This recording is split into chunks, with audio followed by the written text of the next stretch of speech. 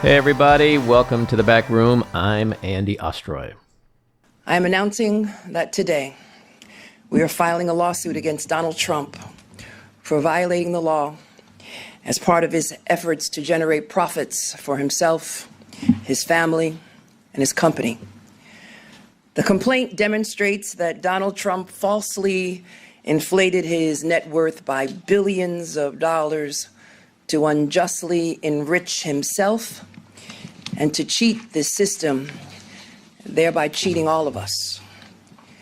He did this with the help of the other defendants, his children, Donald Trump Jr., Ivanka Trump, and Eric Trump, and former Trump Organization CFO Alan Weisselberg and Trump Organization Controller Jeffrey McConney.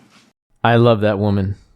I really do. That was New York State Attorney General Letitia James at her press conference on Wednesday announcing her massive lawsuit against Trump, the Trump Organization, Trump kids, the executives. A lawsuit which seeks $250 million in penalties and would permanently bar Trump and his three children and the executive team from serving as officers of New York-based companies and prevent him and his company from entering into commercial real estate acquisitions in the state for 5 years. They can't operate. And here's the key. She's sending a criminal referral to the IRS and the U.S. prosecutors in the Southern District of New York. This is big news. This is huge. Basically, what the allegation is that Donald Trump committed fraud relating to every property he owns. Here she explains the lawsuit. The complaint, which all of you should have a copy, is more than 280 pages long. It includes examples from 23 assets that were grossly and fraudulently inflated, and those inflated values were used on Mr. Trump's statements almost every year.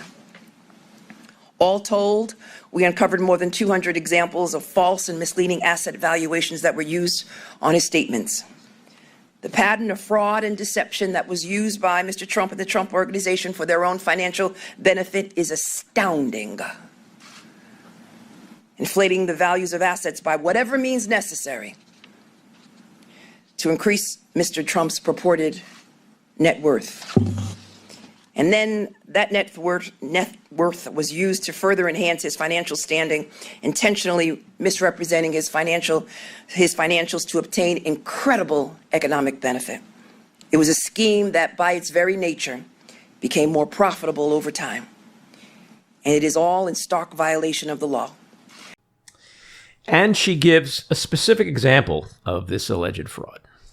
Another deceptive strategy they employed was to use objectively false numbers to calculate property values. Take Mr. Trump's triplex. You know, the triplex apartment in Trump Tower on Fifth Avenue? Mr. Trump represented that his apartment spanned more than 30,000 square feet, which was the basis for valuing the apartment.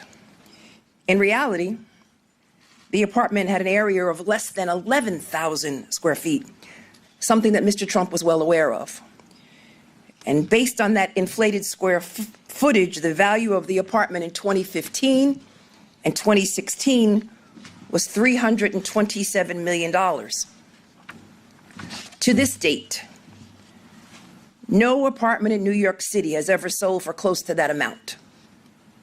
Tripling the size of the apartment for purposes of the valuation was intentional and deliberate fraud, not an honest mistake. And she reminds us of something very, very important. This conduct cannot be brushed aside and dismissed as some sort of good faith mistake. The statements of financial condition were greatly exaggerated, grossly inflated, objectively false, and therefore fraudulent and illegal. And as a result of that, we are seeking relief, and Mr. Trump, the Trump Organization, his family, they should all be held accountable. And that is the purpose of this litigation that we are filing today, in addition to referring the criminal conduct to the Southern District of New York, as well as the IRS. No one, my friend, is above the law. And lastly, she puts a very profound poetic punctuation on all of this. Claiming you have money that you do not have does not amount to the art of the deal.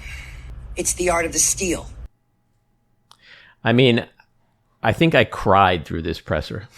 I mean, I really did, because I don't know about you guys, but it does feel like the walls are truly closing in all around Donald Trump. That finally, between, the J6 investigation and the grand jury investigation in Georgia and what's happening in New York with Tisha James, the civil suits with him being accused of rape. I mean, it's going to be impossible for him to adequately defend all of this, especially with the shitty lawyers he has. Like, with being under investigation in 6 different jurisdictions for 6 different crimes and misdemeanors, the only way you can survive something like that is if you have, like, the dream team, like OJ back in 95, whatever. He has the nightmare team. Like, so it does feel like something's really changing here. But what she said about no one, my friend, is above the law, I think we're starting to really see that light at the end of the tunnel. You guys, what do you guys think? Maddie, Jen? Yes. The rule of law is prevailing finally. Mm-hmm. No, it's clear that something... Well, here's the thing. I don't think he's going to get nailed everywhere, right? But something's going to drop. It's either going to be Georgia or it's going to be New York, but he's not going to escape all of this. And maybe at the end of the day, Tish James is the hero. Maybe it's those financial documents, just like Al Capone, like the numbers don't lie. That's why financial crimes, insurance, banking, business fraud, things like that are so easy to prosecute, because it's a piece of paper where you sign it and say, this is accurate. And if you commit fraud and you've signed to it, that's it. There's no escape. Tax evasion. There's no avoiding prosecution with that. Yeah, I think it's going to be interesting to see what Bragg does essentially in Manhattan, because she's referred this to Bragg and he's claiming that he's still that Trump is still under investigation. But that remains to be seen, because if those are the only people that can actually, in New York, bring justice. And she can sue him, but that's not enough. No, but, one could easily surmise that there's so much evidence packed into this civil suit now that the cooperation between her and Bragg in the Manhattan DA's office has an injection of new blood. Yeah. I mean, the one thing, though, that does stand out in my mind is something Rick Wilson said on last week, and that people are, even possibly Bragg's office, is kind of afraid to take him down. And not because they're necessarily physically afraid, but because of the backlash. It does seem like that's still an issue. It's clearly an issue. And these people who are tasked with defending the rule of law are eventually going to have to decide between that and saving our democracy. Interesting also, what's come out this week is that, prosecuting Trump requires intent, right? So what we're learning through this New York lawsuit is that Trump was advised by people like Weisselberg, like, these numbers are wrong. And then he went ahead and submitted these docs anyway. So that proves intent. So I think, I don't think Tish James is grandstanding. I think she's built an incredibly powerful, detailed, perhaps ironclad case against him. And if in there is massive criminality, then whether it's Bragg, SDNY, or both, he's fucked. And on top of that, his public pronouncements over time on social media that he knows more about taxes than anybody in the world doesn't really help him. Right. And also to say, well, Bill Barr came out this week, former Attorney General and continued Trump ass licker Bill Barr. So like, the children, they're talking about the children. That's not fair. Like, their involvement. But Donald Trump literally in 2016 said Don Jr. and Eric will be running Trump.org, and they will be doing it professionally. A couple other things that happened this week that were monumental. Wednesday night, there was a appeals court ruling The Department of Justice appealed to the 11th Circuit Court of Appeals, and they came back with a ruling. Three-judge panel, two of whom were Trump appointees. They rejected Trump's claims that the documents that were taken by the FBI at the Mar-a-Lago raid had been declassified. It was a massive repudiation of the decision by highly incompetent Judge Aileen Cannon, also a Trump appointee. And the court agreed with the Department of Justice that Cannon and the lower court erred in its decision to have a special master, which Trump wanted. By the way, if you look up in the dictionary, careful what you wish for, you literally see Trump asking for a special master. What a fucking backfire that was, huh? The most delicious thing of all. And so the Court of Appeals said, and I quote, "Plaintiff has not even attempted to show that he had a need to know the information contained in the classified documents, nor has he established that the current administration has waived that requirement for these documents." This was a stunning rebuke of Trump's frivolous attempts to use and abuse the judicial system for political purposes and to stall and ultimately undermine the process of holding him accountable, which has always been his strategy. But between that and between the next thing that happened this week, by the way, so the Court of Appeals, the big takeaway is that they ruled that the Justice Department can resume its review into the roughly 100 stolen classified documents. They also ruled that Trump's lawyers and the special master can't see these documents. And all of this means that Trump is no longer able to slow down or delay this investigation. So it proceeds as planned, and it's an investigation which could lead to indictment. So the special master, which is what Donald Trump wanted. He wanted this special master, and now it's backfiring like crazy. In essence, Judge Deary ruled this week, and I'm going to paraphrase, but this is basically what he said. Trump said, "I declassified those documents." Deary said, "Well, then prove it." "No, that's fine, but then it's a cut and dry case." "Why?" says Trump. "Because the government markings on them is all I have, and they're clearly classified, and I'm going to rule on that. So if you have something that contradicts that, show it to me. If not, that's what I rule on, because I have nothing else." And then he said, quote, this is a literal quote, "You can't have your cake and eat it too. You cannot make claims." The other thing he did, I believe yesterday, is he came out and also basically said, put up or shut up on Trump's frivolous claims that the FBI planted the evidence. He's still, which is bizarre because he was on Sean Hannity this week, and he's still, even after he's basically said, "I took the documents, I declassified them, I kept them at Mar-a-Lago, but they were planted by the FBI," which both of those things make absolutely no sense.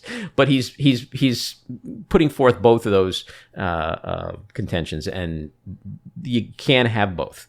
So the special master, Judge Deary, said, you have basically a week to come back here and show evidence that those documents were planted, or just shut the fuck up. And so people are talking to him now the way nobody else has. This special master is the one person, and I think probably besides Melania, who has told him to shut the fuck up. And I think it's probably driving him nuts. So the most important thing of all of this is that we're now starting to see the powers that be tell Trump, it doesn't matter whether the documents were classified or declassified. None of it belongs to you. It belongs to the American people, the U.S. government. And if you took them, that's theft, and it's a crime, and you're going to be prosecuted. And if you have evidence that exonerates you, anything that's exculpatory that you want to put on the table, by all means, bring it. But if you don't have it, what you say on Sean Hannity, and Sean Hannity, if you're listening, you can have this fucker on your show 1,000 times. It's not going to change the outcome. The bullshit he spews on your show doesn't matter. And we saw that this week. If you're the president of the United States, you can declassify just by saying it's declassified, even by thinking about it, because you're sending it to Mar-a-Lago or to wherever you're sending it. And there doesn't have to be a process. There can be a process, but there doesn't have to be. I think that says it all. Yeah, like I want to. Can you? If let's say he changed his mind, he was like, you know what? I think I want to classify them again. Can he just think that too? Can he think classification? Can Joe Biden just look at something and go in his head? We don't hear it. Nobody sees it. It's never documented anywhere. There's no process. It's just Joe Biden thinks something is classified, therefore it is. I mean, that's the way it goes in the Trump administration. It works that way. Yeah. So what the clip we just played, where Trump is on Hannity. And by the way, if you guys haven't had a chance to see a clip of Hannity interviewing Ted Koppel, please do it. You can go to it's the pinned tweet on my Twitter if you are lazy and you just want to go right there. It is unbelievable because Ted Koppel just mashes Sean Hannity to the ground and just demonstrates what a sniveling, sycophantic liar he is. But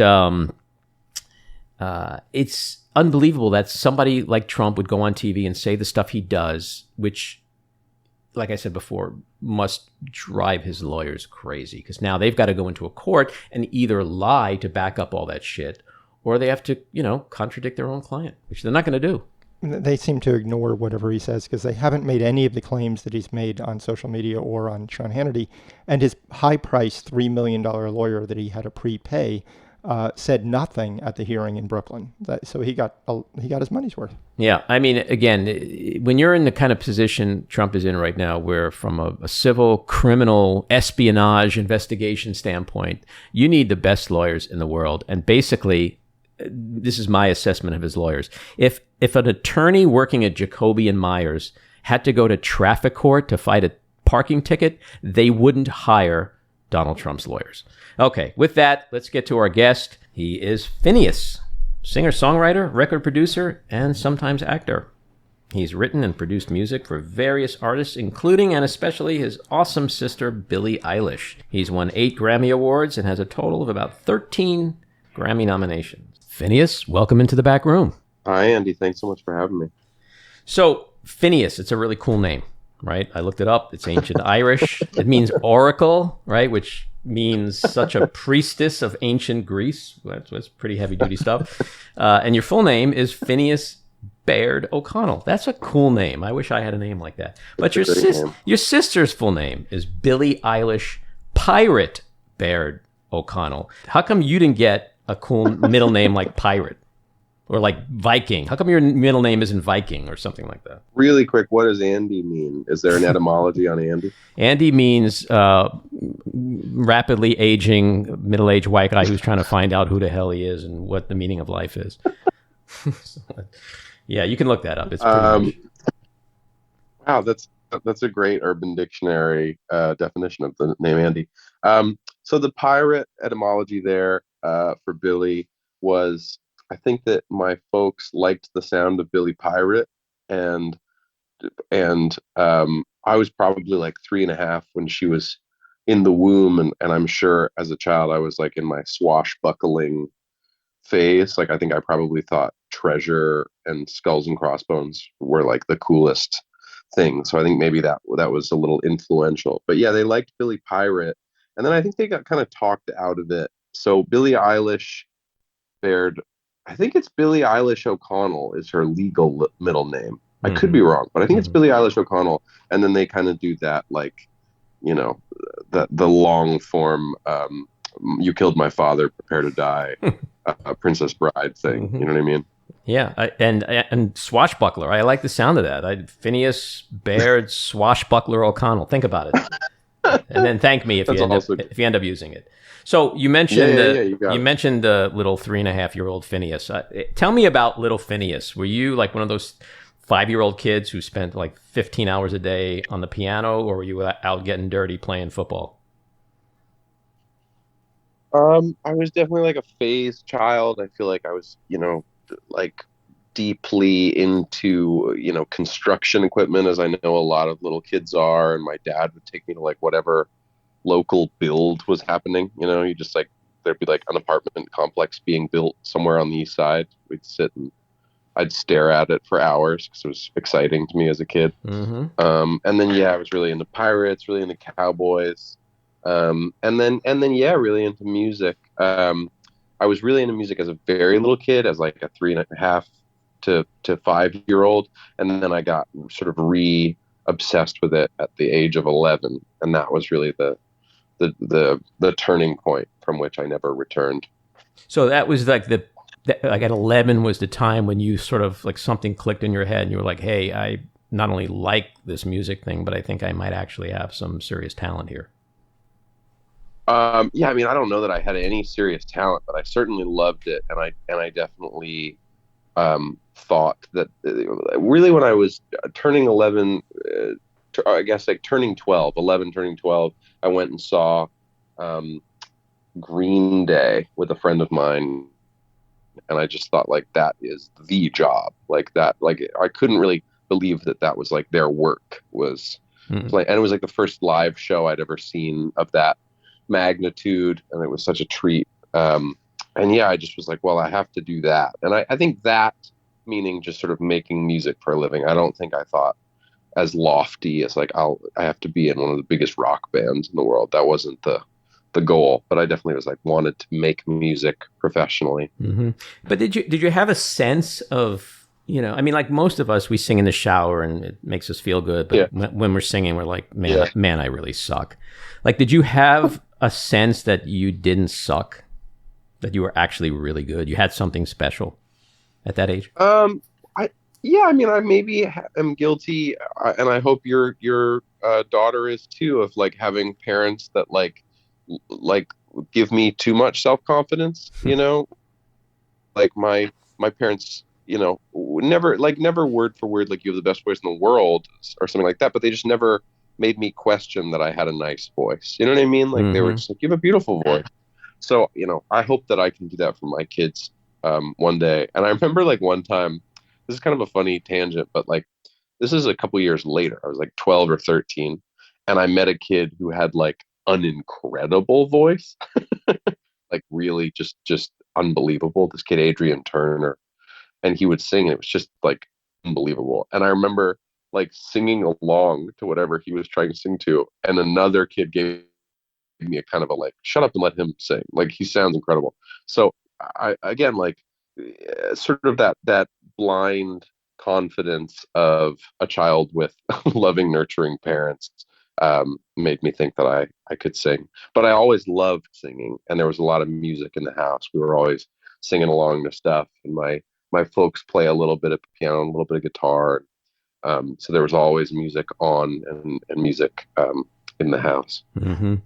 I've seen your documentary, The World's a Little, you and Billie, The World's a Little Blurry, came out around the same time that my documentary about my late wife, Adrienne Shelley, came out last winter, or like December, around then. Right. And I remember watching that documentary and thinking, because having gone through the process and putting your guts on the table and just letting people in a very honest, genuine way is not an easy thing to do, and I experienced that. But I was really impressed with, and I think I even texted you on this and said, like, your parents were just amazing. Like, I didn't have that kind of parental experience. I had maybe a little bit of the opposite of that, whatever the opposite of is. You're amazing and you can do anything in this world. I had the opposite of that. We'll end it there. But I was very impressed, and it's hearing you talk about your parents and how they not just like how they nurtured you so much and gave you the confidence. But it also reminds me of something funny where like if you watch American Idol, and you always see like the kids that come up, and sometimes they're just awful. And back in the day, Simon Cowell would be like, "Who told you can sing?"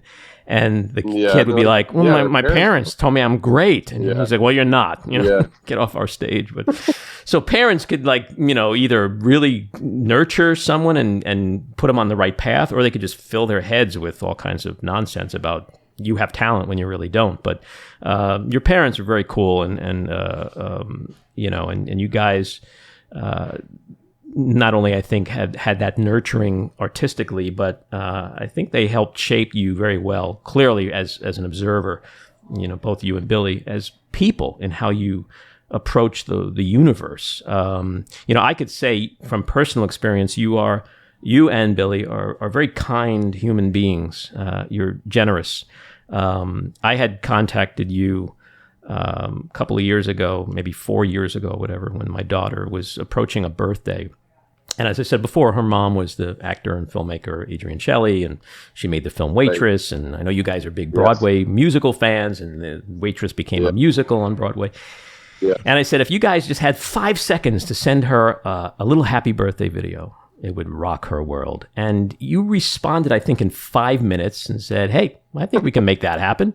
And then I think the next day, there was this incredible, maybe minute-long video of you and Billie wishing Sophie a happy birthday. And it is one of the most incredible moments I think I've seen her in her life. And it was so incredible just from the sense of that you guys did it. I mean, that was so rare. So I think you clearly are, you seem to be good people. Do you think of yourself as a good, kind, generous person in a world that's crazy? Well, first of all, thanks for all the kind words about that. And your daughter's a sweetheart. I hope she's doing well. Listen, I don't bother thinking of myself as a good person, but when I do good, I feel good, right? Mm-hmm. So I try to make people feel the way that I would want to feel, and it makes me feel better. It's really like the transitive properties of it. It really, if I can do something for somebody else that is meaningful, especially like the thing you're talking about that you were asking was so easy for us to do. It's like when you realize that something so minor for you is going to be meaningful for somebody else. It's right. There's no real excuse not to. And, to be honest, like, I feel like, there are days where I would be tempted to sit and make those videos for people that I've never met all day, and I wish I had the infinite time to make everybody feel that way. Well, that puts you in a minority, but that's what I think makes you special in that regard, because we don't get a lot of that today. You have a new album out that came out last spring. Well, that's actually almost a year already. Wow, crazy. But you're writing. My daughter and I have a house upstate New York, and so over the years I've spent many hours driving with my daughter and being forced to listen to her playlists. And I just got to be honest, like most of what she listens to makes my ears hurt. Honestly, it just literally, it's like someone jabbing an ice pick in my ear. Except when she puts you on and Billie and Lana Del Rey and Frank Ocean and some others that I really, I put you as a singer-songwriter. Cool dad alert, mentioning cool artists right here. Yeah, but I also took her to see Harry the other night, which was an experience too. I think I was like me and 6 other guys over 50 or 60 in Madison Square Garden. I went into the men's room. There was no men in the men's room. I had the men's room at Madison Square Garden all to myself, which was crazy. But your songs like "Love Is Pain" and "What They'll Say About Us" are just, it's ageless in the sense that someone like me, who's going to be 63 next year, who considers myself somewhat of a music snob, like, I love what you do. And so there's never an issue when she puts you on, because I've already requested it probably before she gets a chance to do it. But I want to ask you about your songwriting process. Also, "Everybody Dies" that you wrote with Billie is just incredible song. We hear all the time about artists and what their process is, and Elton John and Bernie Taupin and or McCartney gets "Yesterday" in his sleep. Like, I'm fascinated by that. How do you there's lyrics, then there's melody. Like, what is the process for you? How do you craft a song, and does it come easy to you? Are you Neil Young that goes in the woods and comes back 10 minutes later with "Ohio"?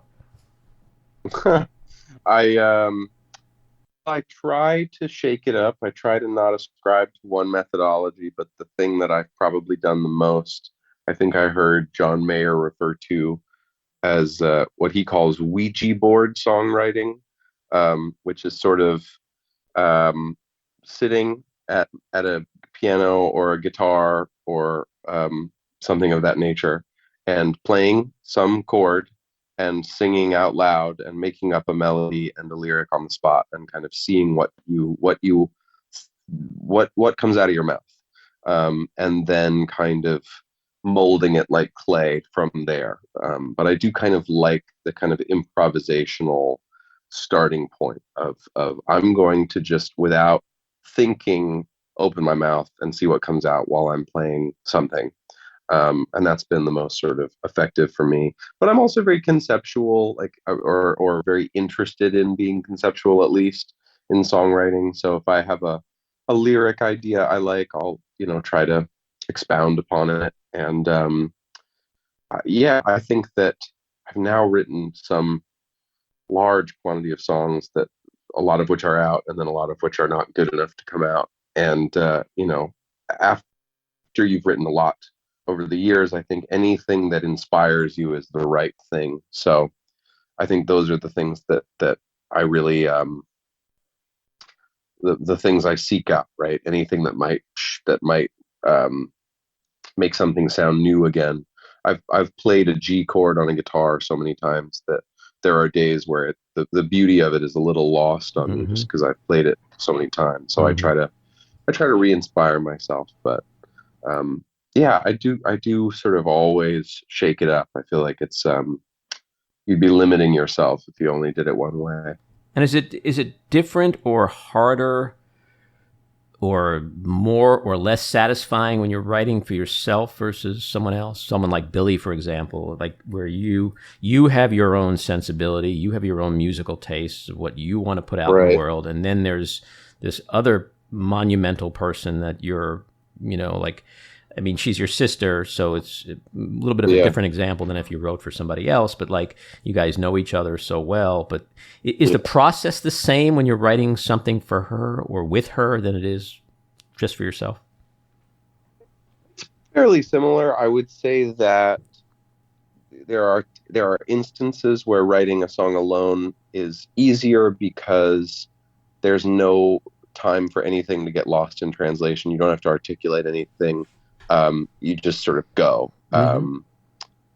And then there are times where, a song that I wrote alone took me forever, and then I went in to write with Billie or with another artist, and because of the chemistry there, the song was written super, quickly and easily. And also the beauty as a songwriter of writing with Billie or writing with other artists is, they're bringing, at the very least, their life experiences to the table that are not my own. And so that's just a wealth of material to work with. And then, everybody I work with is a really talented songwriter too. So we're just kind of,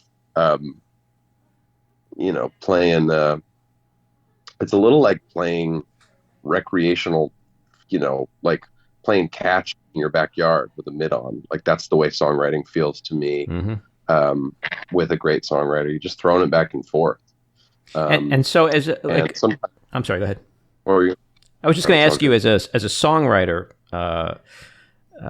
is doing a James Bond movie like an incredible mountain to climb? Like, is that like a pinnacle of like, does every musical artist want to someday have a hit Bond song? Now, you guys had No Time to Die, which is a beautiful song. I mean, you're in the company of Tom Jones, Nancy Sinatra, Paul McCartney, Duran Duran, Chris Cornell, like some really amazing artists. Is that like climbing Mount Everest, and when you finally get up there, it's like, wow, we've arrived as songwriters in a certain way? Yeah, I mean, I don't know if every artist wants to write a James Bond song, but we sure did. We wanted to do it so bad, and we had sort of been thinking about and wishing to write a James Bond song for years. Wow. And there crazy. are also those movies are, years and years in the making. The gap between Spectre and No Time to Die was supposed to be 5 years and ended up being 7 years or 6 years because of COVID. So we really wanted to, and we met with people. We met with the people at MGM, and then we got to meet with Barbara Broccoli. And understandably, because of the magnitude of the whole thing, they don't just sort of offer it to you. They say very politely, like, we'd love to hear what you come up with. And that's what I'd do if I were the producer of Bond too. But man, sitting down at a piano to write the song you're going to present to them as your attempt at a theme song for James Bond that was a tall order. I remember feeling pretty like stressed about that. I so wanted to write something worthy of it, and it really wasn't until I got that piano arpeggio that just felt so Bond to me that I kind of like sighed with relief. I was like, oh, I know how this goes.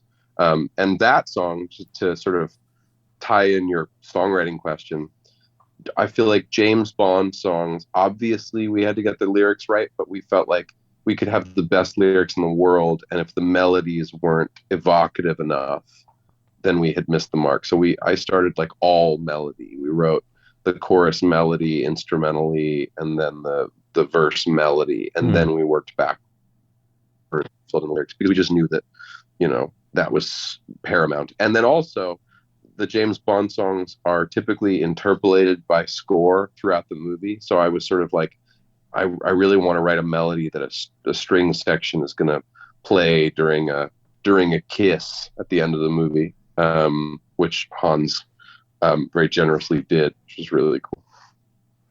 Yeah, I'm just absolutely awed by talent, the kind of talent where someone can say, hey, we want you to write a James Bond song, and then people actually walk away, and then whenever months or whatever, come back with an actual amazing Bond song. Like that, you have that ability.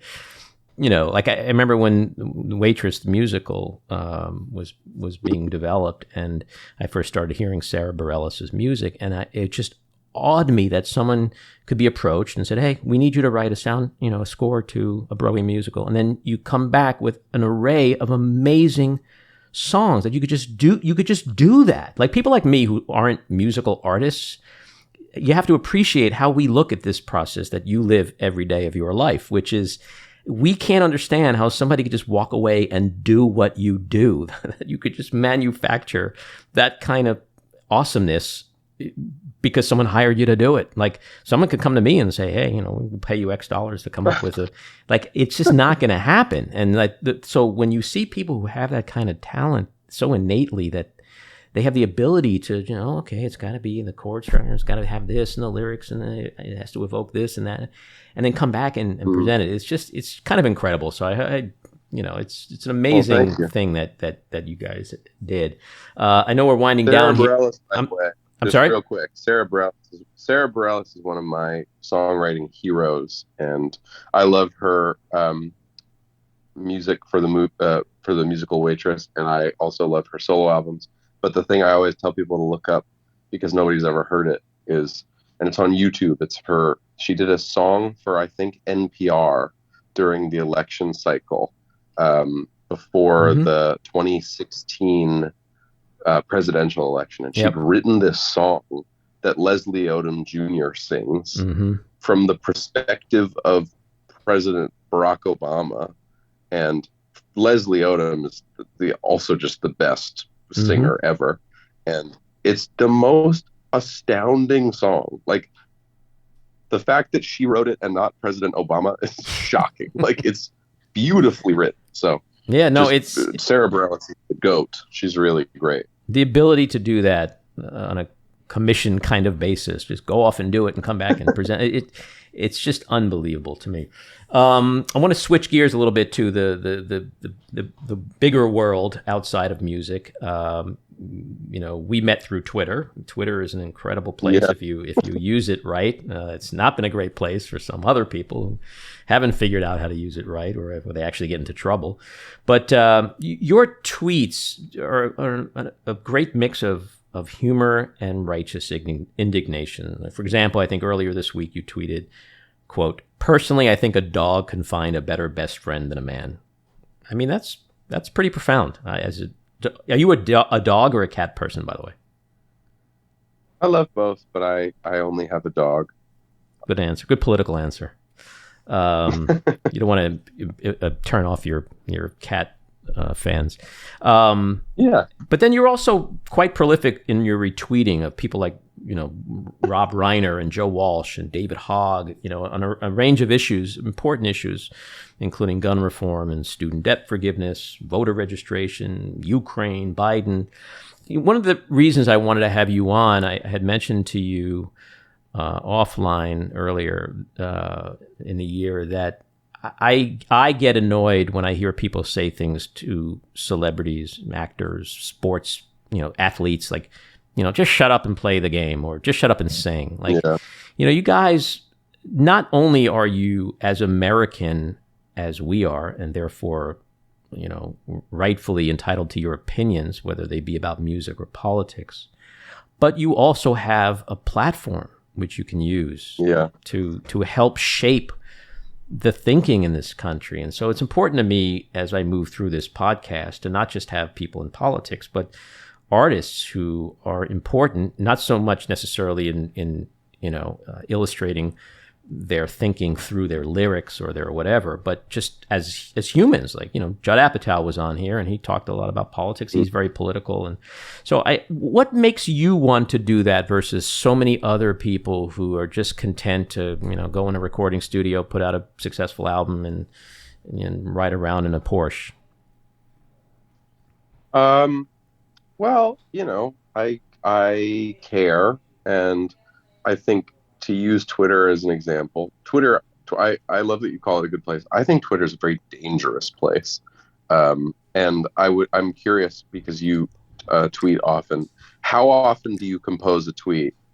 How often do you compose a tweet and then stare at your phone or your computer and think, no, and put it in the drafts or delete it? Is that a regular occurrence for you, or no? For me? Well, it depends. If it's something that I'm just viscerally, impulsively driven by, I will spend like maybe 5 read-throughs to make sure.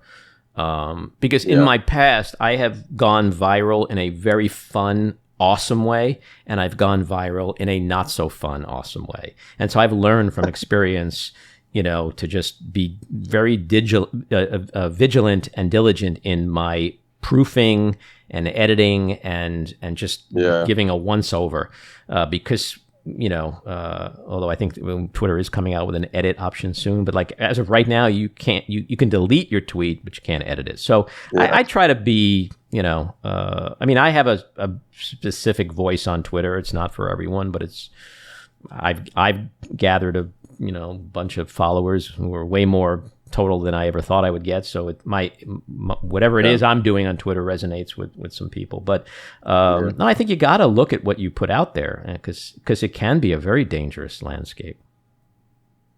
To talk a little bit about, my sort of political commentary, I guess, for lack of a better word. There are issues I care about that are essentially politicized, right? I care about gun reform. I care about women's rights. I care about climate change. I don't care so much about like the speed limit in a school zone in a state I don't live in. Like there are politics that are not deeply interesting to me, and then there are these things that feel like they're like, how could they not be important to everybody? And I think that to me is the sort of that kind of ends the argument on being quote unquote too political or whatever. It's like, I don't view women's rights or gun reform or climate change as political. I view those as crises, essentially. So the fact that they've been turned into political playing cards really upsets me. And I do a lot more retweeting than writing, because I don't feel that I'm the most educated person to speak on those issues, and I'd rather read something that I find informative and share it than try to regurgitate it myself. But I don't know. It's a strange time. It's a strange time to be online. And the funny thing, if I'm thinking back to the 2020 election cycle, that seemed so clear cut to me. But in terms of posting about it all the time, of course I would get a lot of flack from the followers and fans of mine that disagreed with my political leanings, etc., as we all do. And so I remember thinking, I'm preaching to the choir, and am I changing anybody's mind who disagrees with me? Because if I'm not changing anybody's mind, then who cares, right? If the people that agree with me are like, yeah, amen, and then the other people aren't paying attention, then I should just delete Twitter off my phone and not. But can you ever really know? I remember reading. Well, this is the thing. I remember reading. I looked up some polling that they did that was dividing people, voters, into sort of groups, and they asked voters whether they were swayed by essentially like the opinions of celebrities, and only 5% said that they were.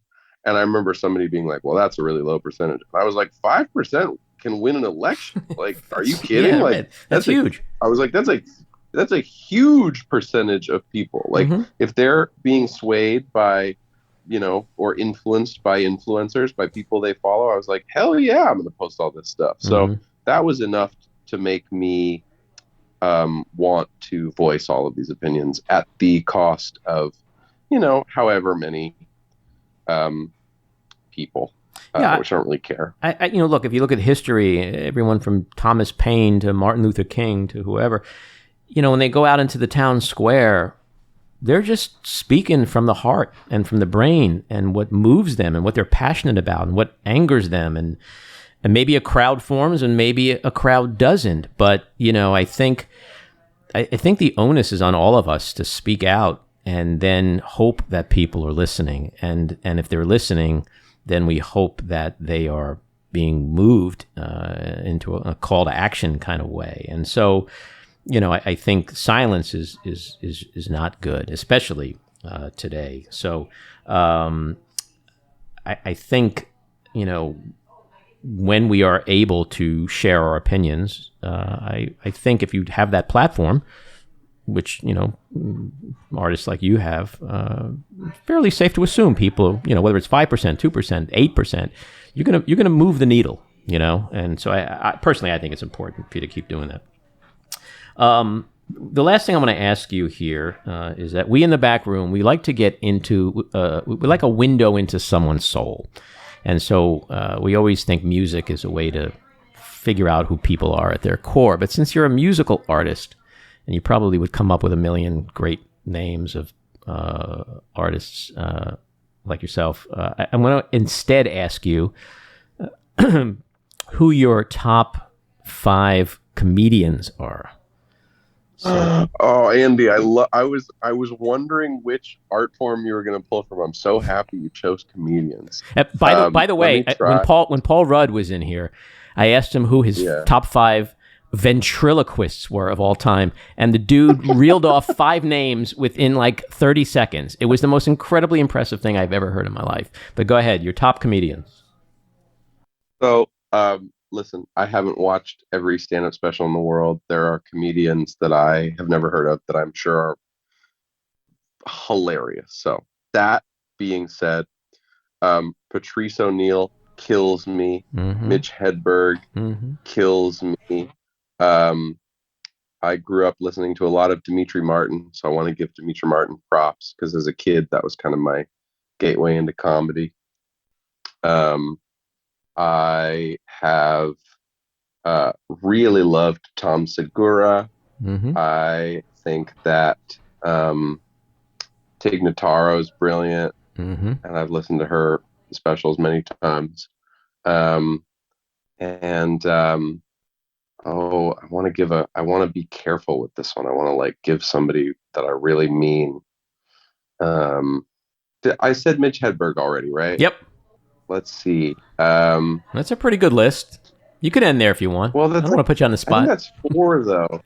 I mean, I love Carlin. I didn't want to say Carlin because I feel like it's the goes without say. It's like saying Beatles is your favorite band, but Right. I do love Carlin. Which So I I'll go which with I that do one. all the Carlin, time.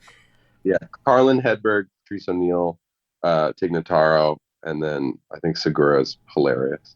By the way, if you want to listen to a funny podcast, if you haven't already, it's called Tig and Cheryl's True Story. It's Cheryl Hines, who's a friend of mine, and Tig Notaro, and they Nice. literally talk about documentaries. But the fun part of it is that the two of them just riff for like 98% of the time and only talk about the actual documentary about 2% of the time. So it's so much fun listening to them just talk about nonsense, which is hilarious. Yeah. And then see what couple of minutes they get to talk about the doc. But I want to thank you again for coming on here. You've been amazing. As we Jews often say, you're a mensch. And I appreciate you taking the time. And I do want to mention to your fans that Finneas did say he's lying in bed in the dark right now doing this. So you guys can do with that whatever you wish. And we're going to end on that note. Finneas, you're great. Thanks again, man. Thanks, Andy. I'm going to go to sleep. It's midnight. Thanks again for your time. Take care. Hope you have a wonderful Friday. You too. Take care. Bye-bye.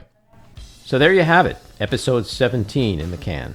We'd love to hear your thoughts. So leave us a message at 845-307-7446 or email us at backroomandy@gmail.com. And you can follow me on Twitter at Andy Ostroy. Thank you to my co-producer, engineer, and editor, Maddie Rosenberg, our Jane of all trades, Jen Hamoud, Cricket Lengyel for our cool logo and design, Andy Hollander for our kick-ass music, Patricia Wind and the Epicurean for the Backroom Studio, and a big thank you to our awesome guest, Finneas. So keep your eyes on Washington, Hollywood, and your own backyards, and we hope you'll join us again next time. Have a great week.